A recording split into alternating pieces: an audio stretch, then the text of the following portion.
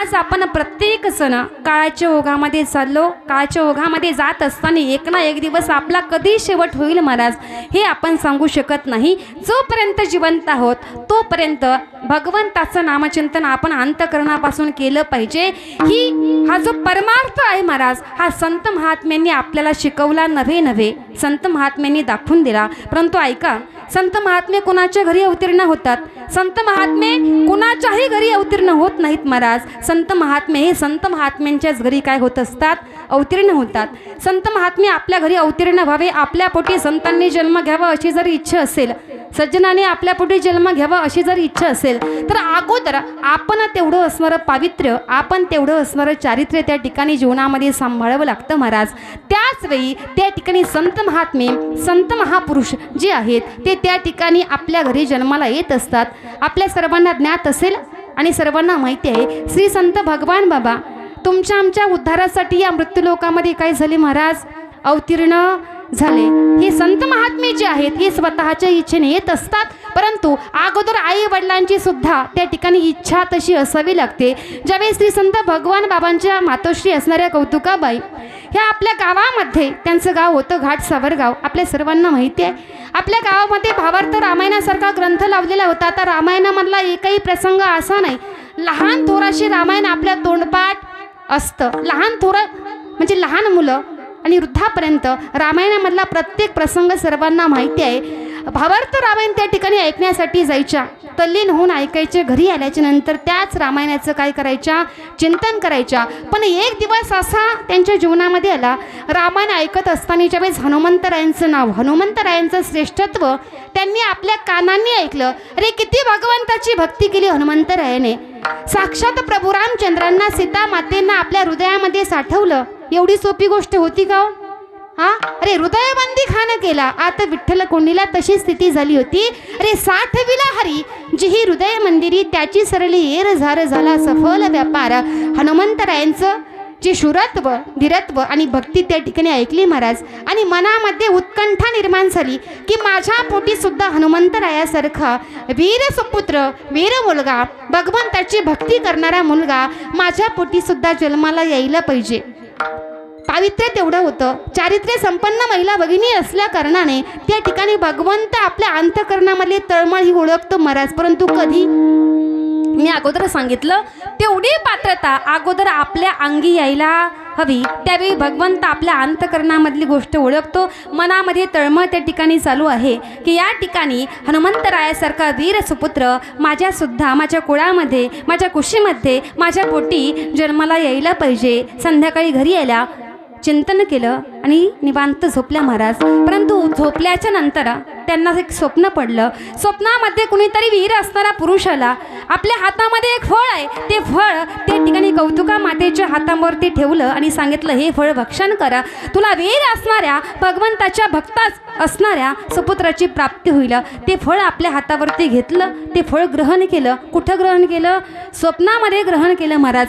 स्वप्नामध्ये ते फळ खाऊन घेतलं, तरी स्वप्नामध्ये भगवंताचं चिंतन चालू आहे. तेवढ्यावरती पतीने दरवाजावरती त्या ठिकाणी थाप टाकली. म्हणजे त्यांच्या पतीचं नाव होतं तुबाजी सानप. दरवाजावरती थाप टाकली, जाग्या झाल्या, डचकल्या, दरवाजा उघडला. पती आतमध्ये आले, समोर बसले. सांगितलं, स्वामी अहो मला असं स्वप्न पडलं की कुणीतरी वीर पुरुष आला, माझ्या हातावरती एक फळ ठेवलं आणि सांगितलं, हे फळ तू खा, तुला भगवंताचा भक्त असणारा मुलगा प्राप्त होईल. त्यांनी सांगितलं, अगं तू रोज रामायण ऐकायला जातीस ना, रोज रामायण ऐकायला जाती, रोज घरी आल्याच्या नंतर चिंतन करते, त्याच्यामुळे झोपल्यानंतर तुला स्वप्न पडलं असेल, दिलं असेल कुणी स्वप्नामध्ये फळ. बरं खाल्ले ना फळ तू, मग आता शांत राहा, भगवंताचं नामचिंतन कर. दिवसामागून दिवस गेले महाराज. बरोबर 9 महिने 9 दिवस त्या ठिकाणी झाले. 9 दिवस 9 महिने भरले आणि श्री संत भगवान बाबांनी त्यांच्या पोटी पुत्र रूपाने त्या ठिकाणी काय झाले? प्रगट झाले. म्हणजे अवताराला आले महाराज. अवताराला आल्याच्या नंतर सुद्धा त्यांचं नाव काय ठेवलं होतं? माहिती असायला पाहिजे महाराज तुम्हाला. नाव काय ठेवलं? आबाजी नाव त्यांचं ठेवलं होतं महाराज. नंतर त्यांना संत महात्म्यांनी किंवा संत उपमा ही भगवान बाबा ही पडली. परंतु ज्यावेळेस हळूहळू मोठे होत गेले, भगवंताची भक्ती त्यांनी कधी सोडली नाही. मला सांगा, संत महात्मे कुणाच्याही घरी अवतार घेत नाहीत. ते पवित्र, ते कुळ पावन तो देश जेथी हरीचे दास जन्म घेती। पवित्र कुळामध्ये त्या ठिकाणी भगवंताचे भक्त जन्म घेत असतात। एवढे अधिकार संपन्न झाले महाराज की पैसोनी पाण्यावरी वाचली ज्ञानेश्वरी वाचणं सोपं असेल महाराज, परंतु त्या ठिकाणी पाण्यावरती बसून ज्ञानेश्वरी वाचली हा एक फार मोठा असणारा चमत्कार आहे। हे जे आहे महाराज हे फक्त संत महात्म्यांच्या जीवनामध्ये हा चमत्कार घडू शकतो। त्याच पद्धतीने आपण जर पाहिलं तर श्री संत वामनभाऊ महाराजांचा जन्म झाल्यानंतर त्यांची असणारी मातोश्री म्हणजे राईबाई त्यांना अपत्य जन्माला घातल्याच्या नंतर बाळंतपणाचा आजारी पडल्या। बरोबर 29व्या दिवशी त्या ठिकाणी त्यांचा अंत झाला, म्हणजे त्यांचा काय झाला, मृत्यू झाला। मला सांगा 29 दिवसाचं लेकरू काय कळतं त्याला? जागे येत ना तुम्ही? 29 दिवसाचं लेकरू काही कळत नाही त्याला। अरे आता नव्हे तर जगामध्ये आले, काय करणार आहे? अजून त्याला आपली स्वतःची आई सुद्धा नीट कळत नाहीये। ते नुकतंच जन्माला आलेलं बाळ 29 दिवसाची असणारे श्री संत वामनभाऊ आणि 29व्या दिवशी ज्यावेळेस त्या ठिकाणी मातोश्रीचा अंत झाला म्हणजे त्यांच्या आईचा त्या ठिकाणी मृत्यू झाला महाराज, त्यांच्या जीवनामध्ये पहिला चमत्कार असा घडला की 70 वर्षाची असणारी त्यांची आजी 70 वर्षाच्या महिलेला पाना फुटला आणि 70 वर्षाच्या आजीचं दूध श्री संत वामनभाऊ पेले महाराज। म्हणजे हा दैवी चमत्कार फक्त संत महात्म्यांच्या जीवनामध्ये आपल्याला बघायला मिळतो। ही एवढी सर्वसामान्य गोष्ट नाही। त्यांचं बघून का बरं काही चमत्कार केले त्यांनी, ते ज्या मार्गाने गेले त्यांनी जशी भक्ती केली महाराज तर आपणही तशी भक्ती करावी म्हणून हा मार्ग त्यांनी अवलंबला। त्या ठिकाणी त्यांनी सुद्धा आळंदी पंढरपूरची वारी केली। आज पंढरपूरमध्ये मोठे मोठे मठ आहेत। आळंदीमध्ये श्री संत भगवान बाबांचा श्री संत वामनभाऊ महाराजांचा मोठे मोठे मठ मोठे मोठे आश्रम आहेत महाराज। नारायण महाराजांचा आश्रम त्या ठिकाणी आहे, आमच्या पाठीमागच आहे।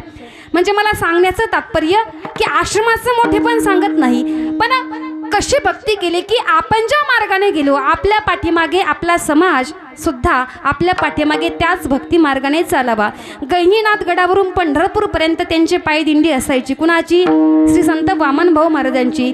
पायदिंडी जात असताना एक दिवस एका गावामध्ये गेले, ते गाव सुद्धा तुम्हाला माहिती असेल की नागरगोचे, काय त्या गावाचं नाव माझ्या लक्षात नाही आता। त्या ठिकाणी त्या गावामध्ये गेले महाराजांचा संध्याकाळचा मुक्काम होता। संध्याकाळचा मुक्काम त्या ठिकाणी होता। संध्याकाळी सर्व वारकऱ्यांना जेव घालायचं होतं पण मिरच्या नव्हत्या। आजही तो इतिहास आहे, त्या ठिकाणी मिरच्या नव्हत्या श्री संत वामनभाऊंनी। आणि त्या गावामध्ये मिरच्याचं पीक निघायचं महाराज।